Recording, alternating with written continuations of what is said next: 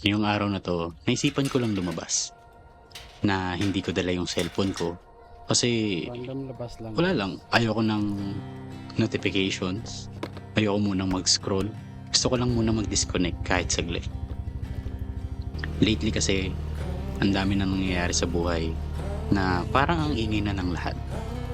Kaya naisip ko, baka kailangan ko lang bumalik sa mga lugar na naging parte ng pagkabata ko. Na ang dala ko lang ay yung camera ko, yung sketchbook na binili ko sa TikTok, at ballpen na kulay blue kasi wala akong makitang iba.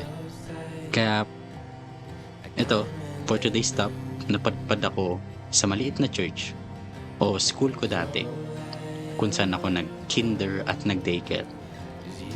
Ang weird lang isipin na dati halos araw-araw ako nandito. Tapos ngayon, bumabalik na lang ako bilang bisita. Welcome to my vlog! Okay kayo, okay. O, ito camera. Oh. Actually, halos kada labas ko, lagi ko itong nadadaanan.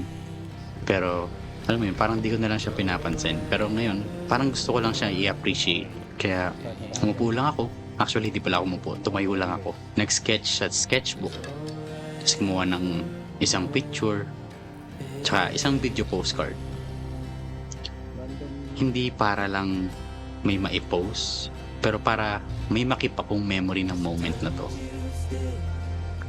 Siguro ito muna yung magiging little project ko. Balikan yung mga lugar na minsan naging tahanan ng mga childhood memories ko. One place, one sketch, one memory at a time.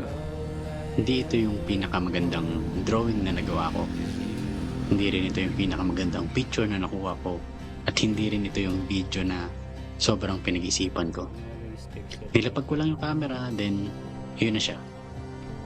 Gusto ko lang mag-keep ng memory ng mga alaala ko nung bata ako bilang pahinga sa mundong maingay na ginagalawan ko.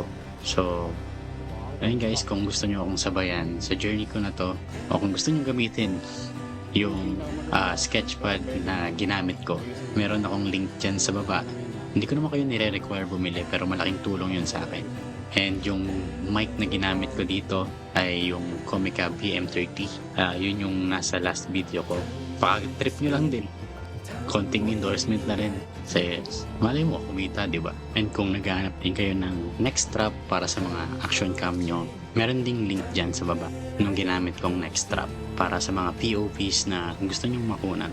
Kung gusto nyo ring mag-record ng mga POVs nyo sa buhay-buhay, kung ano man yung ginagawa nyo sa buhay. Ayun guys, ito yung photo and video and yung sketch ko.